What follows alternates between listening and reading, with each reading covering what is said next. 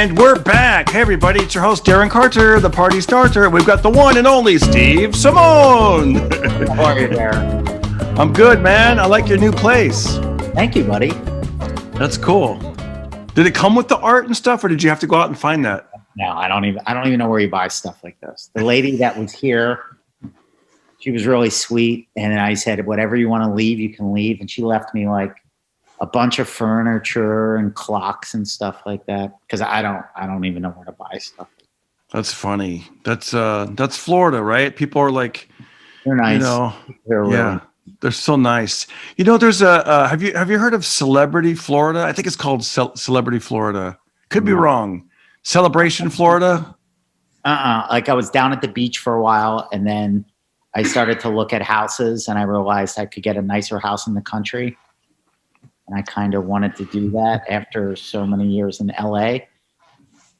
Dude, that's great, man. It's like I drive by horses to come to my house. Isn't it wild? It's like it's really wild you know what, man? I was watching I think his name is Captain Charlie Plum, and it's great. I heard him on Jocko Willink a few years ago, and he was a prisoner of war. He was in the Vietnam War, and he was a pilot, and he got shot down, and he became a prisoner of war for 6 years. And he said that the things that you think of to get yourself through that time, like, you know, okay, today I'm going to try to remember all my teachers from elementary school. All right, today I'm going to imagine going to the hardware store and building my dream home. Okay, you know, and literally like they would just... Dr. Zarkov talked about that in the movie Flash Gordon when they tried to brainwash him. That's interesting. I mean, this is good stuff. And so I thought, you know what, let me see what he's talking about these days. And I clicked on his Instagram, and he was talking about, like, you know, I guess we see our lives going a certain way. And it's just like when you're on a road trip, and then you go off the road, you get lost, and then you turn on the GPS, and it makes you go some weird way. But then finally you get back on course.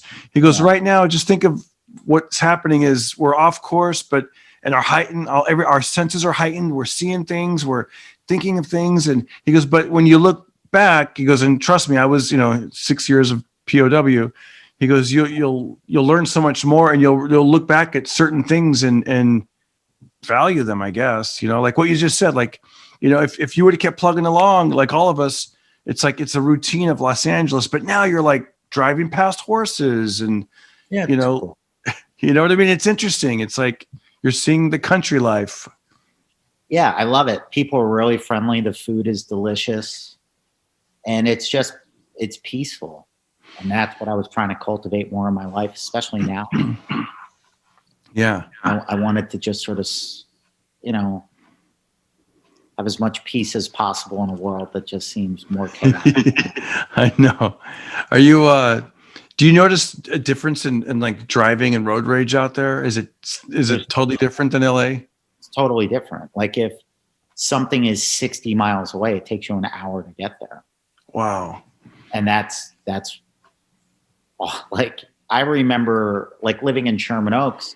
I think I was miles away from Santa Monica, but I remember having, like, if you had a meeting in Santa Monica, you'd be like, what time? Because you knew. And I remember one Friday afternoon, it took me over 2 hours, 10 miles. And I was like, years and years of that, it wears you down. So now I'm just grateful. I'm grateful to be out in the country, and I hope LA opens soon. And I hope to be back in LA at least part of the year, at least enough, like maybe once a month, once every other month, to sort of just see all my buddies and give everybody a hug and check in on the Comedy Store and do some podcasts. Yeah, there's that. I remember that one time I left an audition in Santa Monica, and you're on the 10, where it curves to the 405, and it was just a line of brake lights, and you're just like, wow. Like it's just like a balloon going, so this is nice to be able to. Are you in the country or are you in Burbank? I'm in Burbank. I'm in Burbank right now, but I was in the country, and I'm going to go back. And I love it. The country, it's funny. Like it is interesting to see how life is a little bit different. Like, what I've been doing is like, I look out different windows, and I think of it as a living portrait. Oh, that's cool. And I mean, it's this is only for people who really want to stop and smell the roses and really notice the small things in life. But I literally like looking out the window, and I'm seeing, like, when I look out, I see trees. I see there's a little river over there, and there's some farm equipment, and then there's this little white dog. And this little white dog, about 5 months ago, he used to just run to the back of the, we don't know where he is, like a stray dog or something. He used to run way to the back of the field and try to hide in the riverbed, but it was like when in the dry riverbed, and little by little he's come closer and closer, and it's so cool to spot him out there, because it's like, wow. Treats for him. Yep, leave treats for him, and you know what I do is, and I'm not a dog whisperer, and I don't even have any training in it, but what I decided to do is just kind of get him used to seeing me. So when I walk by, like if he sees me, I just kind of sing, so he gets used to my voice, but I don't approach him. I just kind of let him, okay, here I am, I'm just walking by, and like I don't, and then as the months have gotten closer, or as the months have gone by, I've learned to, like, he can be within like 50 feet of me, not running away, and I'll just kind of squat down and just be like, hi boy, it's okay. And then I'll just kind of turn sideways, like they say with the gorilla, you're not supposed to face a gorilla. So I kind of turn sideways. Okay. And then I just wait, stop, Darren. Wait a second. Yeah. You just said that was something a normal person should know. You're like, when you face a gorilla, you're supposed to turn sideways. Yeah, I think I read that at this, because we used to go to LA Zoo a lot when Austin was really little, and it said, like, I think that, I could be wrong, but I think it said gorillas don't want you to face them, because it's like, like you're trying to, like, instigate a fight. You're supposed to kind of be like sideways and kind of get them used to you, like that kind of thing. So I would do this with the dog, and just kind of like, okay, bye buddy, bye, and just kind of, and then sometimes I would just sort of like ignore him a little bit, but like let him know, like, here I am, I'm just talking to myself. You should give him a name. Oh, we do. We gave him a little name. His name is Shaggy. We call him Shaggy, which is like, dude, it's so funny. Like, he doesn't even belong in I mean, you wouldn't even, if you saw this dog, you'd be like, wow. Like, anyways, we don't know who he belongs to. We don't know where he came from, but it's so cool to, like, look out the window and be like, there he is. There's that dog, like, yeah, Shaggy. And then, yeah, there's a couple of cats that have been hanging around too, that we see them, and we gave them country names. Like you would, these are based off country music fans or country music singers. One, we call him, Kitty Chesney. And the other one, we call him Meow Haggard. Meow. Like Merle Haggard. Meow. But yeah, this is a life that, I haven't had, a pet or an animal. And since I was, yeah. It's, what are you thinking about getting a dog?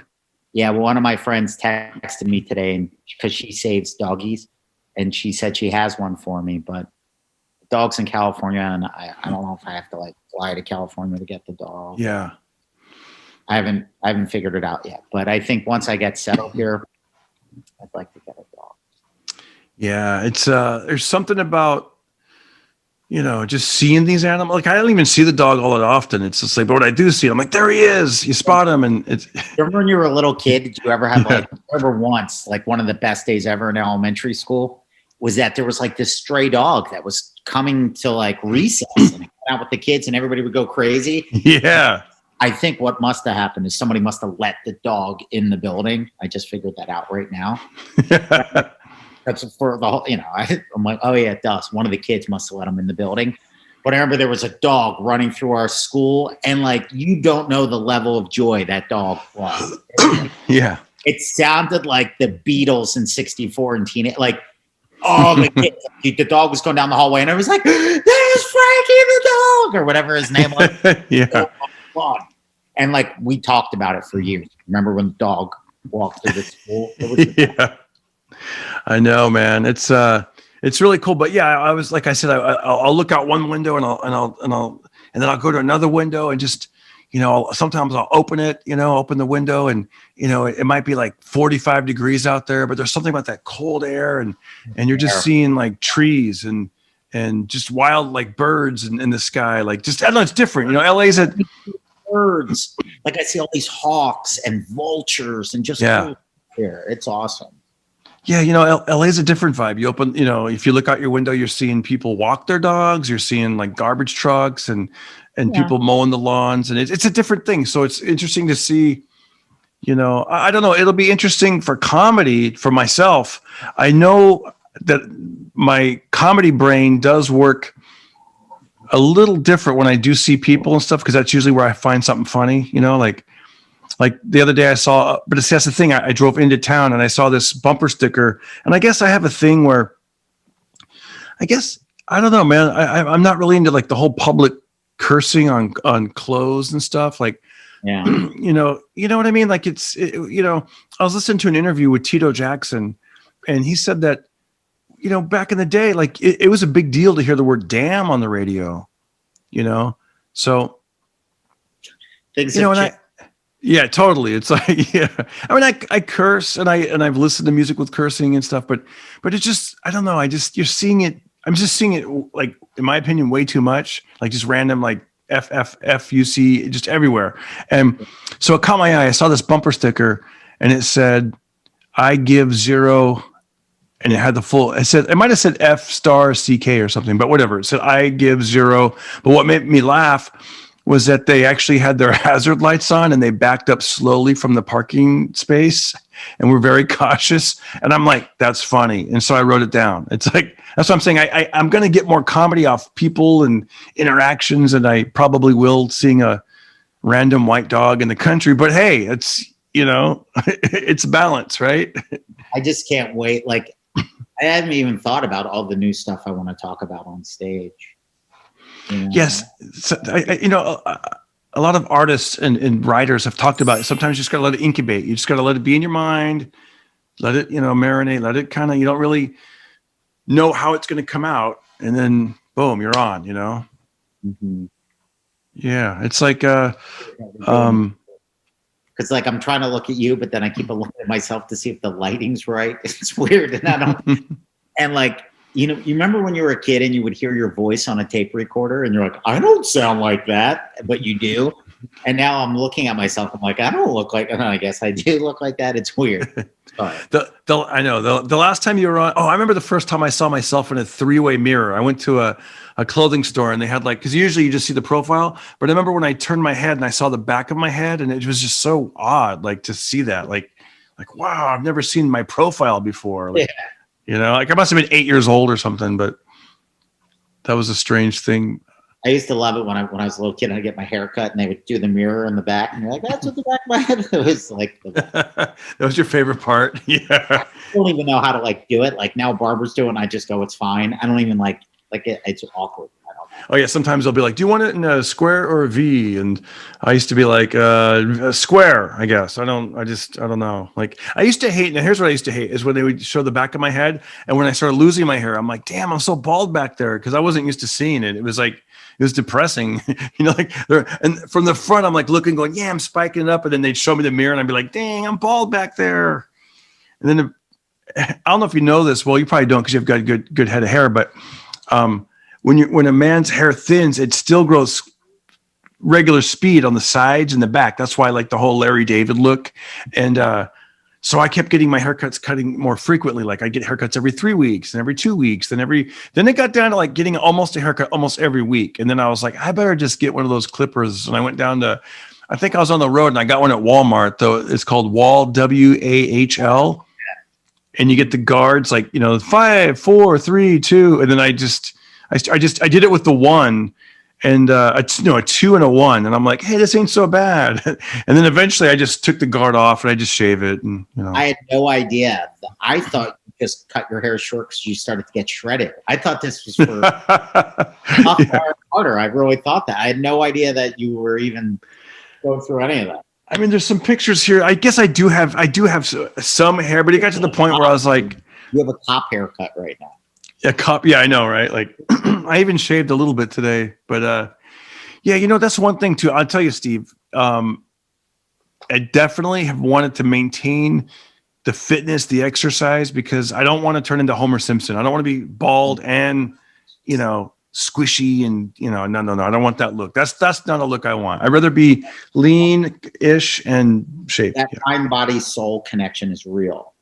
And I didn't realize, but I probably put on about 20 pounds during COVID. And it happened gradually. I didn't really notice it until I had comedy shows and I tried to put on my stage jeans. And I'm like, somebody must have shrunk these in the dryer. I don't know what's going on. And then about 2 months ago, I was like, okay, that's it. And I started to run and I got back to intermittent fasting.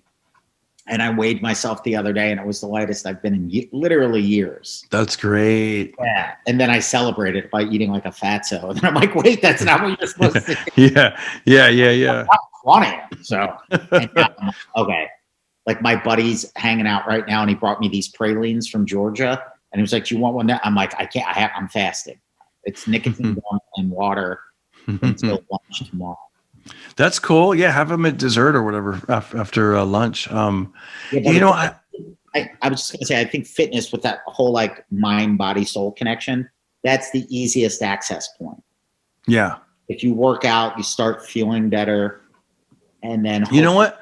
Yeah, I literally, and I've posted this stuff before. I have a piece of paper, and I write down to do my 50 push-ups and 50 sit-ups every day. I'll write down the date, and then underneath it I'll put 50 and I'll circle it. So there's something about seeing like January 12th, 50, January 13th, that kind of thing. How long did it take you to build up to that level of fitness? It sounds funny because some people are like, you only do 50? Yeah. That's my magic number because when I first started doing push-ups, like I didn't used to do, there was a lot of years I would just like walk and maybe do tennis and, that kind of like mild fitness. And I found that if I just walked all the time, I just kept getting hungrier. Like I didn't get fit, like I wanted to be. So I think that first year was the first, and that was about 4 years ago, a little over 4 years ago is when I first started exploring like, damn, what's it like to do a pull-up again? What's it like to do, questioning myself, like how many push-ups can I do in 3 minutes? Because there was like this quiz on Men's Fitness. Like if you do this amount, you're at this level. If you can do whatever that, you guys can Google it. It's out there. And then I realized, then I started doing a thing where let me see if I can do, 100 push-ups a day. And then I did that for a week. And then I got to the point where I was like, let me see if I could do 200. But here's the thing, for me personally, if I make the number too high, I think it does more damage because I start getting like my arms start getting too sore and elbows and also if I skip a day, I feel really like, and it just, so I think 50 is perfect because it's doable. I can literally do, and it just keeps your mind right because you're feeling strong and you're. With the fasting, I go, as long as I hit 12 hours. Anything over that's a bonus, but if I can do 12 hours of just coffee and water, yeah, that's the win. And it's very attainable. It's really that's good. About the late night snacking and that's really attainable. So what time would your last meal be of the day generally if you were to on a perfect day? Honestly, like I'm not doing it properly. Like there are people that are on a routine and they get better results for it. But like I said, it works for me. I lost the 20 pounds. But today I think I shut it down around 4 o'clock. So I probably ate between noon and 4. Oh, wow. That's good. Wow. Noon and 4. Yeah. You know what I've been, did you happen to dude, where I'll eat, I'll shut it down 1 at night, 1 in the morning. You know what's really fun, man? And I'm going to do another video on I don't think I put up the one on YouTube yet, but I've been making little punching bags out of weird stuff like pool noodles and tires and I you hitting tires. I'm like, what's he doing? I'm going crazy out there, but I love it though because the tire is actually pretty easy. You just need if you have a tree in your backyard or whatever, all you literally need is a tire, and you can get one for free at a tire shop or something like an old tire, and some duct tape and a pool noodle and you wrap the pool noodle around the tire, the part that you're going to punch, and it's nice and there's some padding there and with some gloves. But even if you don't want to even do that, if you want to go even cheaper. For like $10, I went to this place called Leslie's Pool Supply. For $10, you can get 3 pool noodles, and you put the pool noodle on like I don't know, like a trailer hitch, just to give you an idea, or you could just stand the pool noodle straight up, and then I'm telling you, punch this pool noodle, and as you're punching it, it's going to go like this. So you're like, it'll go away from you, come back, go, and just moving your arms like that. It's I swear to you, you start getting sweaty in like 5 minutes. Boxing is brutal. And like that's just keeping your hands up. Yeah, keeping your hands up. Shoulders will start to sizzle. And you know what's great is I was able to fasten like basically just poke this pool noodle into this like area where it could like stay still. And so I had one with nothing on it. It was just, so it would bounce back pretty fast. And then the other pool noodle, I took a little piece of I cut a third pool noodle, and I made a piece like this long. So on top of the pool noodle, there's a little bit of a piece of another pool noodle. So it's a little slower. And the one you're punching faster because it's coming back at you, and you got to like punch and move out of the way. And the one that has a little bit more give to it, or it's thicker, it's slower, but it's like you punch it, it's like, and it made me feel good because my buddy, 2-time world champion, Buddy McGirt, Hall of Fame coach, he actually wrote back, very creative, Darren. I was like, yeah. That's what I'm saying. That made me feel good. I'm like, and actually my family, they were hitting it, and they're like, this is fun. And I'm like, that's when it's something good, because it's boxing now with you. I'm getting him to go out there because he did take Taekwondo for a long time, and he's still in Taekwondo. He hasn't done it in a while, but he's loving. I'm trying to get him to do it, but it's he loves. I mean, dude, can you imagine being a kid and your dad's encouraging you to punch stuff? It's like, cool. It's got to be so fun. It's got to be so fun to have a little buddy that you kind of made. You know what I mean? And like you get to see him throughout his whole life, and then now you have a friend. Like you have somebody to hang out with. Yeah, he's getting a dude. It's funny because he's doing pretty good, man, on his YouTube channel. It's Aaaaand the Bass Boss. If you guys want to check it out, I'll put a link at the end. Aaaaand the Bass Boss, and he does his music. Aaaaand the Bass Boss. AUSTHE.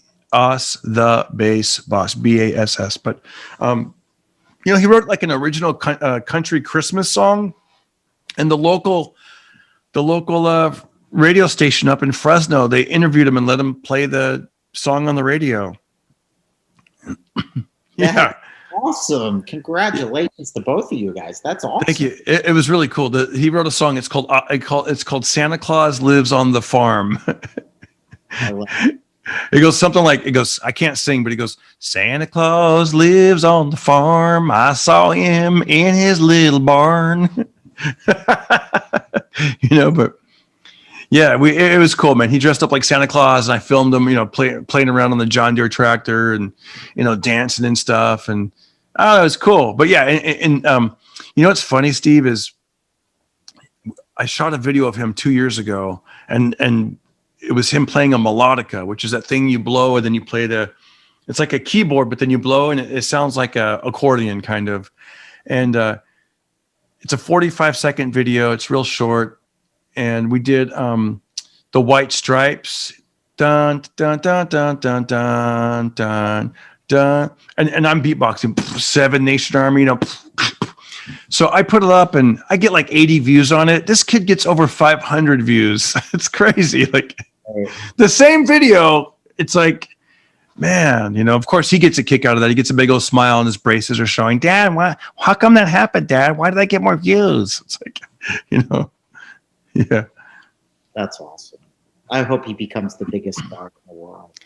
As long as he's happy, man, and he's right now he's at that age where, remember when you were a kid, he's 13. He turned 13, and it's a tough age. It's I guess he's loving it, man. He's loving being 13. He's excited, like he's, I mean, it's different though now too. Like than when we were kids. Like I remember. We'd have to watch reruns or things that your parents would watch. And it was kind of, now anything a kid, I mean, if you're into like a certain band or you just go to YouTube and it's out there. And then, they go deep into it too. Like you can find like stats on people's, their whole life, like as far as like YouTube people that you like, you can interact with people. Imagine if you got to interact with Fonzie, Yeah. or something like that. We didn't have that back then. Yeah, in a lot of ways, the world's pretty great right now. You know what I mean? There's a lot Okay, here's what I'd like to do. I'd like to get to this. This is a cool segment, and it's called 5 Questions of Happiness. We may get to all questions, we may not. I love hearing people's reactions and answers to all these questions. So there's no right or wrong answer. Let's just have some fun with it. What is something that you've recently figured out? Something that you figured out, maybe like a puzzle that you just finally, the light bulb went off and you were like, oh. Yeah, I had a good moment with the Holy Spirit about within the last month, I want to guess, something like that. And essentially what I figured out was there's plenty of good stuff to do. You can really try to have a positive impact on the world. But at least how I understand it now, is that God was telling me, it's great that you're doing all this stuff, but what I want you to do is what I want you to do. You don't have to be distracted by all of this stuff. Just do this. So I guess what I'm figuring out is do less. Do less with more love. Do less with more purpose. And not just constantly always feel like I need to do something. That's good. All right, here we go. Something, this is funny because we talked about intermittent fasting. What's something you've recently eaten? You're like, this is really good. Okay, so a buddy of mine from LA lives in this town. Like he grew up in this town, so he's been visiting family for a while, my buddy Austin. And he took me to this little Cuban sandwich spot today. Because one of the things I miss about LA is Porto's. This place is the potato balls. Oh, wow. Maybe the best potato balls I ever had. And then they have these little mini, they call them deviled crabs. They're kind of like crab cakes, I guess, but not really crab cakes. I don't know what it was. It was delicious. I just did the fat guy thing where I salivated and tasted it. And I was like, a Cuban sandwich. And then they had this amazing yellow rice with roasted chicken in it. Oh. And I saw the black beans, and I'm like, I'm getting the black beans next time. Oh. So I've been killing the food. I tend to overeat sometimes on stuff like that because I pick all that, I choose everything that I want, and then I'm like, I should eat healthy. So then I'll order a salad on top of it. I'm just like, well, that's why I love the intermittent fasting, because I eat like a pig still, but without the guilt. I'm like, I haven't that's eaten. Great. I'm going to kill this right now. What?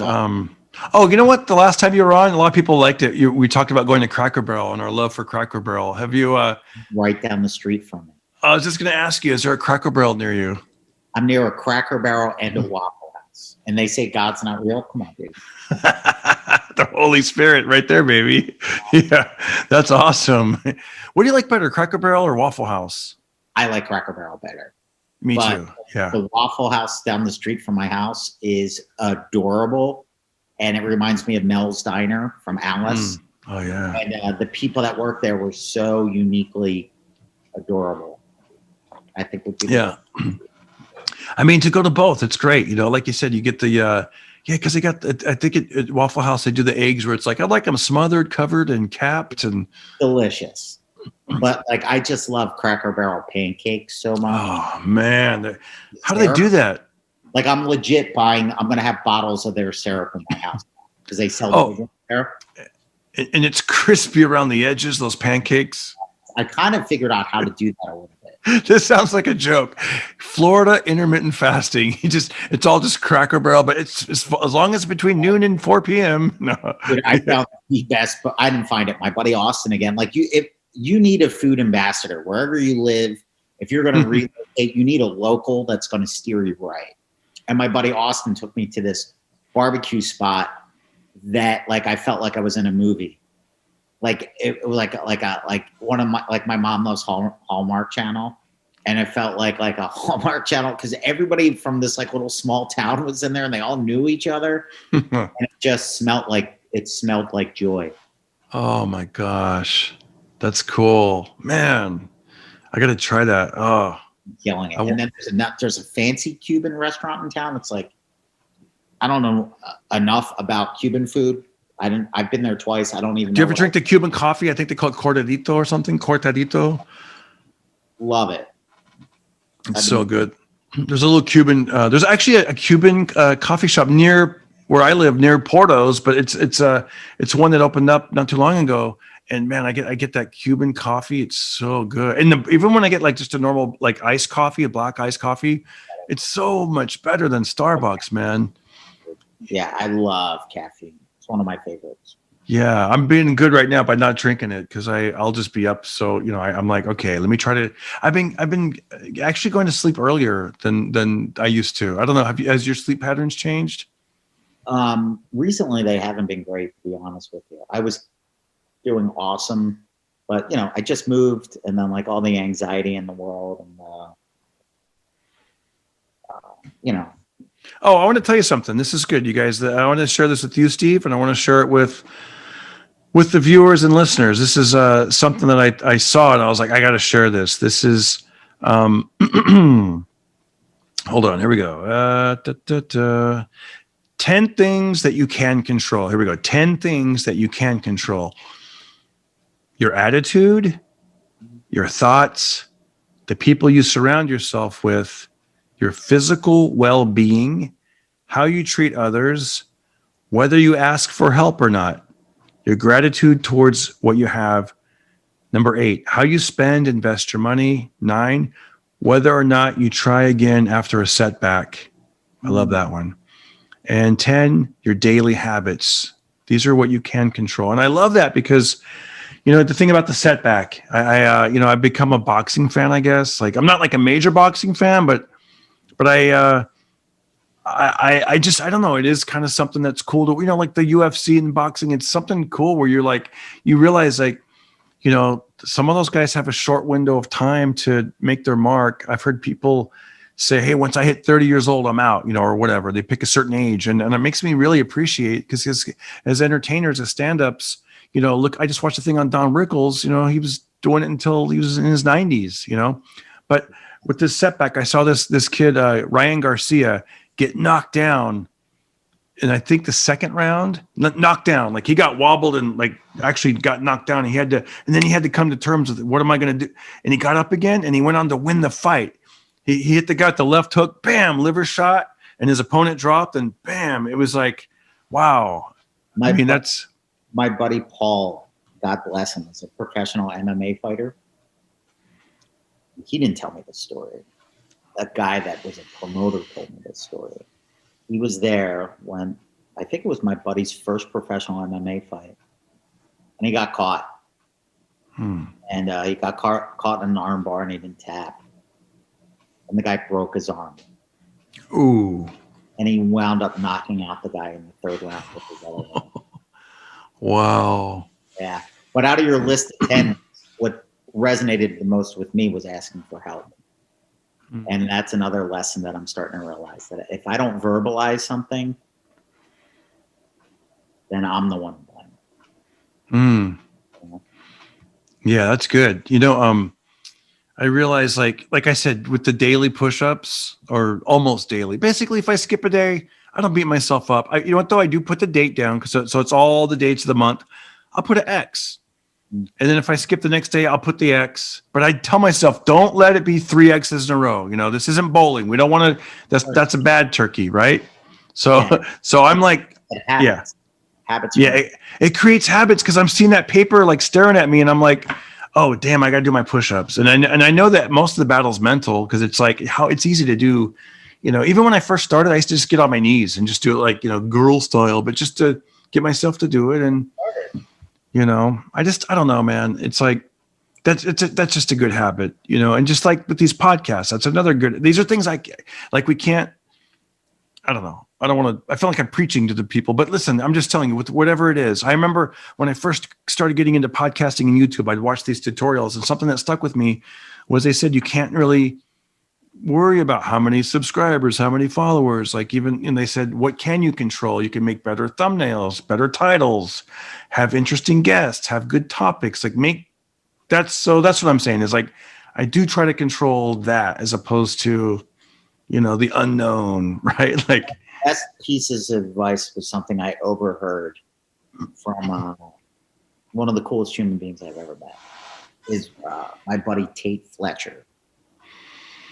And Tate was a former professional fighter that became an entrepreneur, and he's just an inspiration because he's such a well of positivity, joy, and love.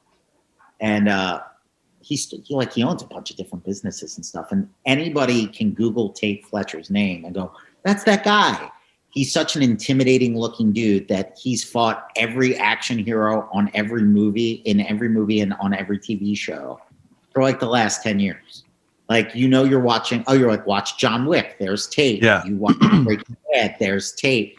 You watch The Accountant, there's Tate. You watch a superhero movie, there's Tate, because he's just a legit badass.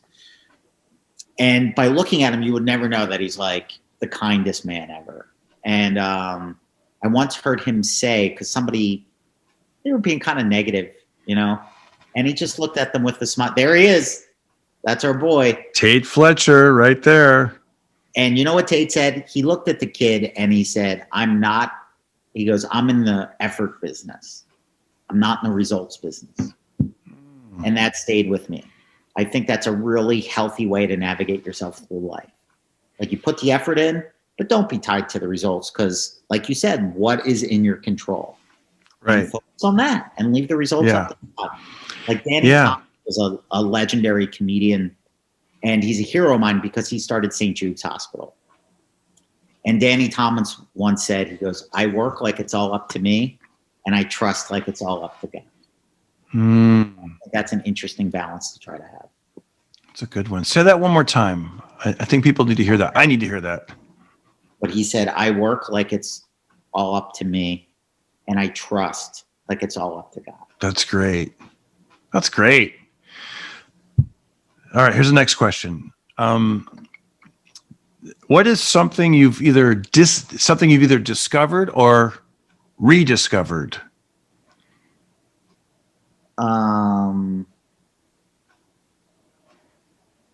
Cobra Kai. Yeah. It's my favorite show. It's so much fun. It's great. I highly recommend it, especially for 80s kids. Like, we're going to love it, I think, in a way. But I think they did such a brilliant job of making a family entertainment product that hopefully, I don't know, I don't have kids, but I think kids will relate to the younger characters the same way we did when we were younger. And then people of our generation can be like, it's still happening. It's yeah. What's funny is with the Karate Kid, those apartment buildings are, where are they at? They're in like Sherman Oaks or something. Reseda, I think they're legitimate. Reseda, yeah. So you can find out where they're at, and so I remember at the time I Googled it. I'm like, oh wow. So when I took my son Austin, I took him to the boxing gym with me, and I go, hey, you want to check out the Karate Kid apartment building? And he's like, let's do it. So when I took him, we parked on the street and we saw it because it looks just like it does in the movie with the palm trees, and I'm like, see, there it is. And then we, I think I took a couple of photos, and we get back in the car, and at the stoplight, I go, so what'd you think, huh? And he goes, it was pretty cool, but it'd be a lot cooler if the cast of the movie lived there still. I was like, that would be kind of funny if the actual cast really did live there, but they, rediscovered, Next question. What's an exercise that makes you happy? What's something that an exercise that kind of you look forward, or is, if you could narrow it down to a couple or just one? Exercise or spiritual? Yeah, whatever answer. There's no right or wrong.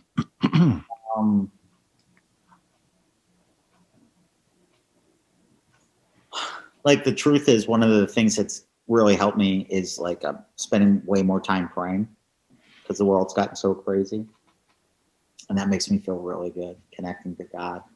And then a physical exercise that I'm starting to slowly get back into, because I don't know what I did. It's one of the joys of being in your 40s. But I guess it was about 2 years ago. I got beat up in jiu-jitsu. Really? And it went off my whole kinetic chain or something. Like I tore all this in here, right? I tore my pec, my bicep, and my shoulder. And I was like, well, at least I can still squat. And I was at the gym squatting and I was warming up and I don't know what happened. I mean, I had lightweight, not Ronnie Coleman lightweight, but legit lightweight on there. And it felt like a lightning bolt went through my back. This is bad. And there was like there was a girl I had a crush on at the gym that was like a total smoke show that I would never talk to. That's like, I know I have a crush on a girl where I don't even make eye contact with her. Yeah. Here she comes and I'm leaving. And then I just racked the weight and I had to essentially just do body weight squats for forever. And I slowly started to get back into it. Then COVID hit and they shut down the gyms in LA. But the last 2 months here in LA, I've been slowly, and there's something going on in my back. I don't know what it is, but I'm slowly getting back into squatting. And it's awesome. It's a form of therapy. Yeah, that's cool. I do air squats a lot. You know, like in the morning, I do my 50 jumping jacks and my little 30 air squats. And calisthenics kill you. Like that's brutal exercise because you can incorporate conditioning as you're doing.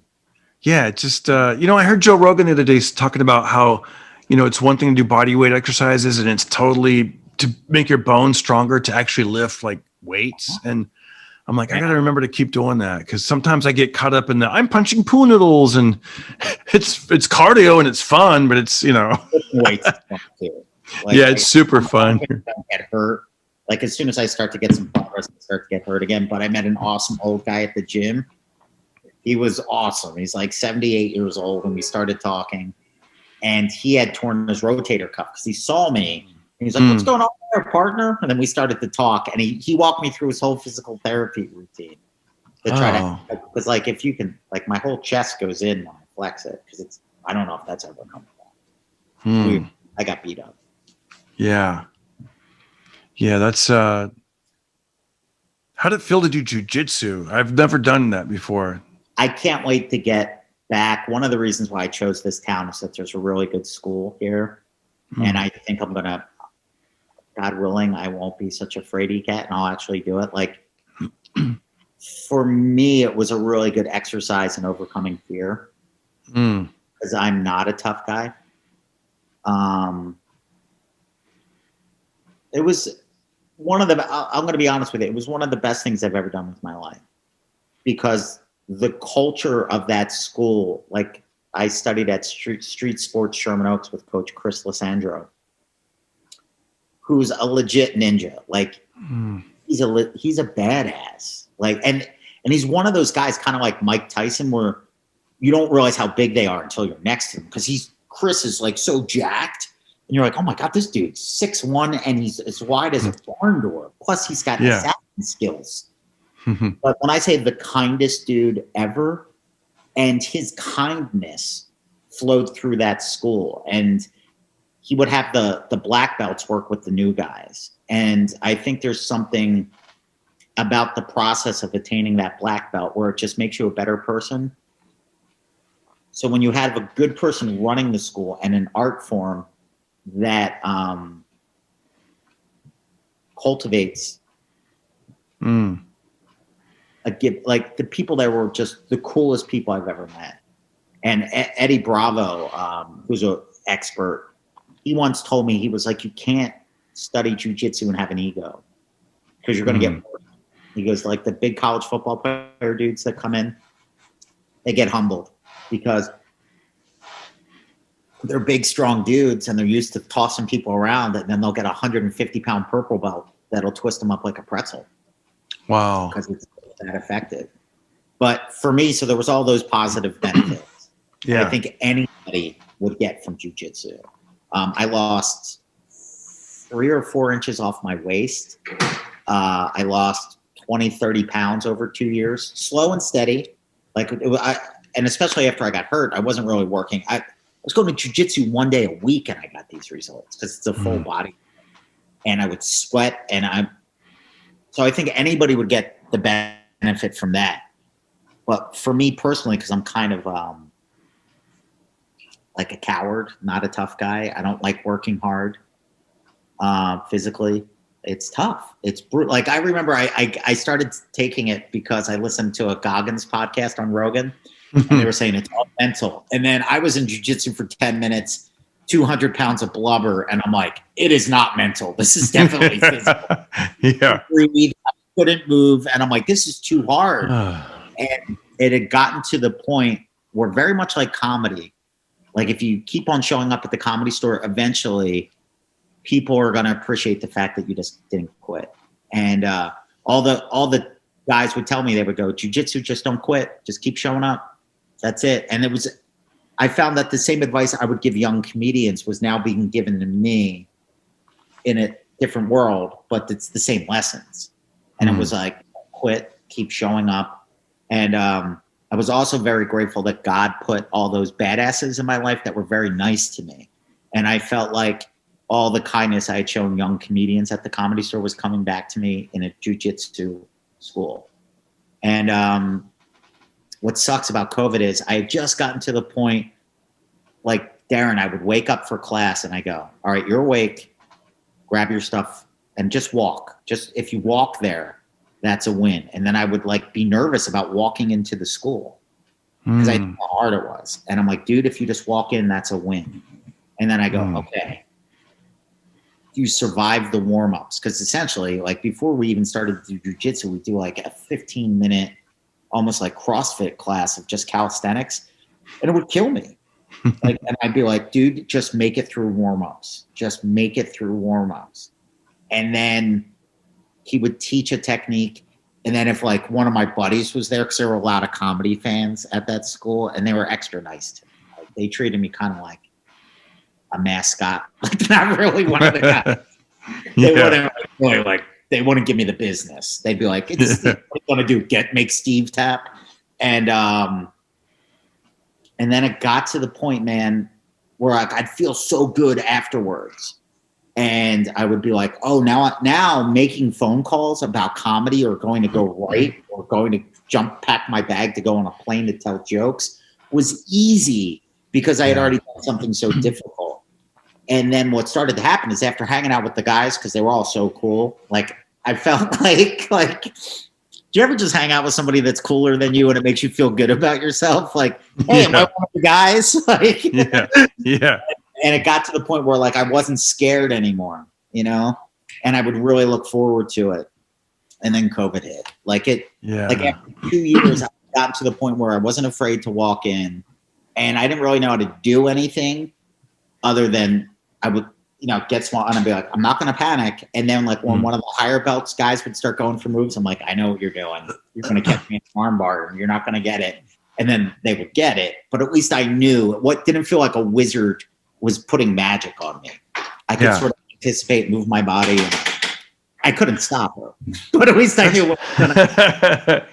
That's funny that you said you're putting yourself, like in out of your comfort zone. Like when I first started going to the boxing gym, the first one that I went to, it was the first time in years that I'd ever sweated. Like your entire body sweats, like right, not just that little ring right here. We're talking like the shirt, the back, and I remember I did a set in the summer at a comedy club, and I think the AC was broke, and they had to use I remember it was so hot in there, but guess what? I was kind of used to sweating super hard in the boxing gym that I was like, oh, I mean, this isn't comfortable and it's hot, but I'm like, I've been hotter and I've been more uncomfortable. So it definitely my mentality wasn't, like 6 months prior, I might've been like a diva. Oh man, we need to have AC. And now I'm like, okay, this sucks, but it is what it is. Come on, let's just, Ever blessed with children, I'm going to make them do jujitsu because I think the life lessons that you get are more important than and physical benefits. For me were astronaut. I never thought I'd get 31-inch waist jeans ever.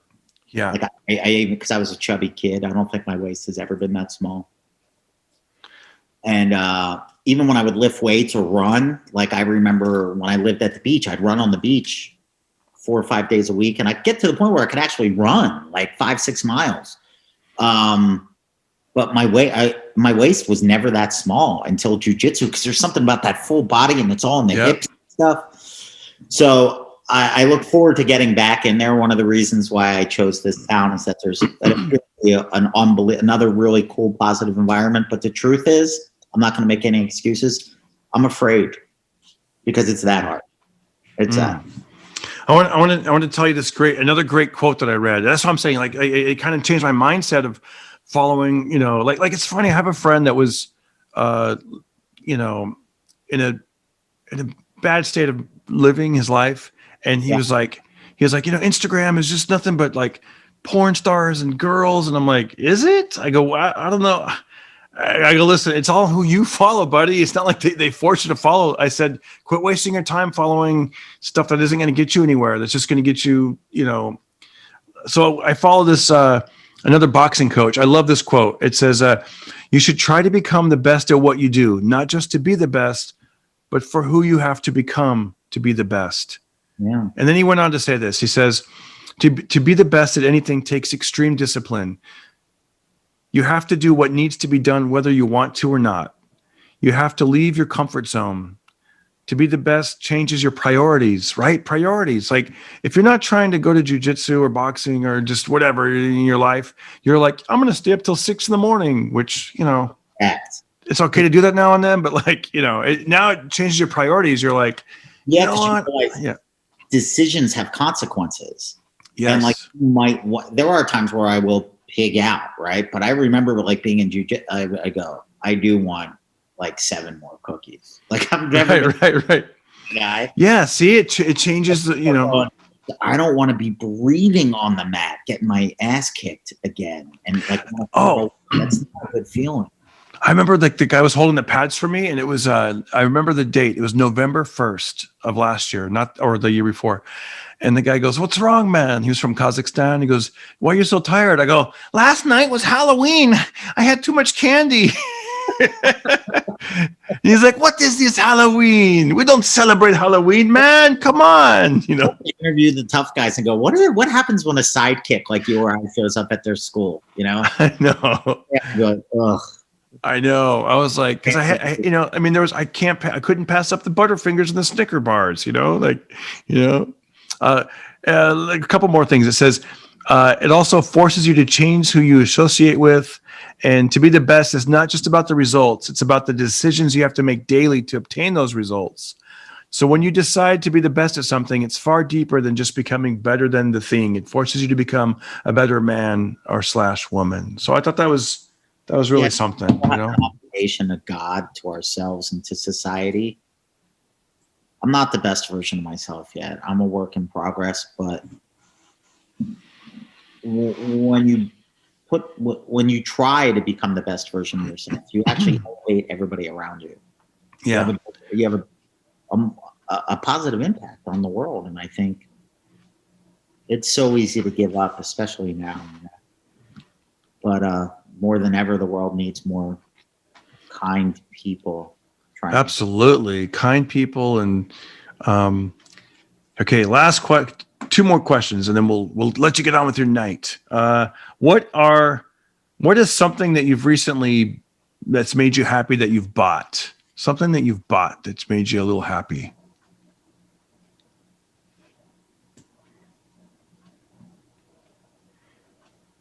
The food, I guess. Like, these starter logs from my fireplace. Really? Yeah. Because like I don't know what I'm doing, but you can buy these logs. I don't know how great they are for the environment, but they'll torch the other logs and you'll get a fire going. Darren, I think before we go, I do want to talk about our buddy Jeff that we lost. Oh, please do. Yeah, let's do it. Let's do it. Because I was going to mention this when you asked me what I've learned. Can we fill people in real quick? Our buddy is Jeff Scott. We both found out that he passed away. It hasn't even been 24 hours that I found out. And it's, he was a piano player, part of the Comedy Store 25 plus years, and it's, we haven't seen each other. All of us haven't really seen each other. I haven't seen people in a year, and only online. And I'll let you take it away. I'm sorry. So Jeff was, in many ways, in my estimation, my opinion, Jeff was in many ways, he was the Comedy Store. He was like the last link of Mitzi to the current success the club's experiencing now. And I forget which athlete it was. It might have been the late, great Jerome Brown. Somebody said, I'm the straw that stirs the drink. Like, you think the drink's the most important part, but it's the straw that stirs the drink that keeps it going. And that was Jeff. Jeff had such a passion for comedy, for the club itself and the history of the club and what it meant to be part of the Comedy Store. He really, that was a badge of honor for him, but he loved comedians. He loved people. And he loved comedy. And the loss on our community, on our Comedy Store family, it simply put, the club's just never going to be the same. But I'm not doing great, but this is how I found some joy. And I think this is important because whenever you lose somebody, it hurts. But with Jeff, somebody was like, how you doing? I'm like, I'm doing pretty good. And like, I'm doing much better with it than I had thought. And I think I figured out why. Okay, I think when somebody leaves this plane of existence, we're naturally sad, right? And I started to think about, well, why are we sad? And I think first and foremost, we're sad because I'll preface this, I'm a Christian. I believe in redemption. I believe in heaven, but I don't think everybody makes it to heaven. Okay, sadly. But I think they send themselves there. And I think that's the first important point I want to make. I wasn't that sad with Jeff's passing because he lived his life in such a way that he elevated the people around him. He was like a vessel of love. He was a very sweet, kind man. So I think he made Jesus proud, right? So I'm like, I think Jeff's in a better place. I pray for him and his family. But the Jesus I love, I know, would love how Jeff brought joy to the world. Okay, so I think that's important. Yeah. Because I think sometimes I know me, sometimes when somebody passes, I just keep on praying for their soul. Where I'm like, God, have mercy on their soul. And I'll still pray for God's mercy for me, for you, for the whole world. We all need mercy. Nobody deserves but my point being, I think when you live your life in accordance to these principles of love, I'm happy that Jeff's in a better place. So that's one of the things I learned. But the other thing I started to think about was, I think when somebody passes and we get sad, I think sometimes we're sad for ourselves. And not that just we're not going to have that person in our life, but as I've navigated my way through, I'm in my 40s now, right? And I used to think you would just get sad because you're going to miss that person, which is part of it. But I think when we lose somebody, we also get sad because it's a reflection on how maybe we treated them. And you go, oh, when was the last time I talked to them? Yeah. Let them know how much I love them. Did I say everything I had to say to that person? Was I holding anything back? And I'm very grateful that I had an unbelievable phone call with Jeff right after Thanksgiving. We caught up for well over an hour. And it was awesome. And it was Steve Byrne that had told me a month before that he had just gotten off the phone with Jeff. So I called him a couple times because there's certain people that you love, but the Comedy Store's closed. You don't see them. And I hadn't talked to Jeff in months, and we reconnected, and it was awesome. He's such a good dude. But then I got my gift a month after that. And we were on the phone for over an hour. I knew he was good. And then God gave me another gift where Feng Chao and Jeff called me wasted. And it was hilarious and awesome. I had that moment. And then on his birthday, I reached out to him. And I told him the world was a better place because he was in it. And when I said it, And I'm like, I don't have any unfinished business with Jeff. Dude, there's something about especially coming from you when you wish people happy birthday, because I've gotten those voicemails from you. It's cool. It's like, of course, who doesn't like to be wished happy birthday? Like however it happens, Facebook or a text or whatever. But then there's something about having a person's, you know what I mean? It's like, it's so cool. Like it means they thought and they took a moment to think of you, and it feels good, Mm-hmm. It really does. That's kind of like yeah, the theme of this podcast. It's like put good into the world, and yeah. You know what? What I'll say about Jeff is, I don't know when. Do you know when he started? I know he's put the date before. Like I want to say it was in '95. I don't know what month though. Yeah, I think it was '95. I think he's been there like a good 25 years. So I became a paid regular, and I know that I moved to LA in May of '95. So I think he might have been there like a little before me, but we were around the same time. It was definitely in '95, like within months. And so my memory is always like, you go to the Comedy Store and there's Jeff, and people have come and gone since then. And here's what's great. Even though I wasn't getting as many spots in the last few years as I used to get back in the day, he never made me feel less than. He always made me feel like Darren Carter, it was great, man. He made me feel special. I think Jeff had that gift to make people feel special, because some places, especially in show business, they can give you that look or that, like, you're yesterday's news, or they're not, you know what I mean? Like, he never made anybody feel less than. And I don't know if that's because of his own unique struggles with society, like he had compassion for everybody, and what a great role model. But he did have, like, you had to pass his test. Yeah. Like, if you didn't pass his test, like, forget it.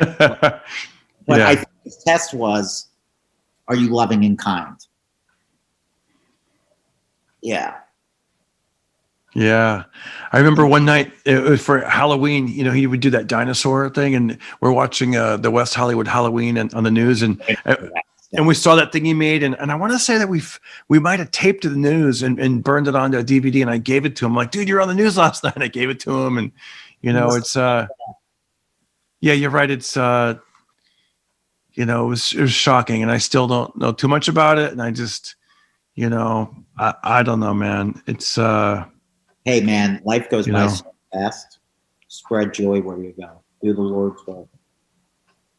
Yeah, that would kind of go into my last question. I was just going to say, do you have any words of wisdom? And I love what you just said. So I'll say that again, and if you could repeat that, Steve. In closing, do you have any words of wisdom? Celebrate life.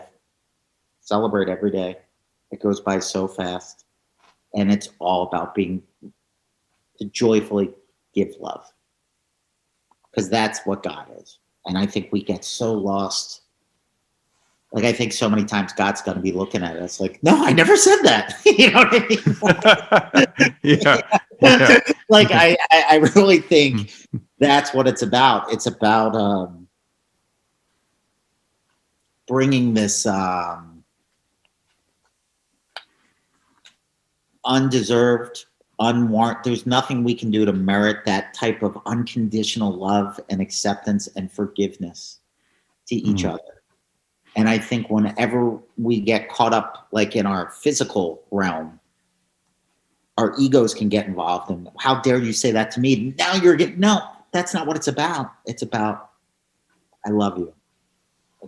Like, that's what it's about. It's about that love. And look, man, I'm not there all the time. Like, I can lose it like anybody else. I'm a work in progress, but I know I feel best when I'm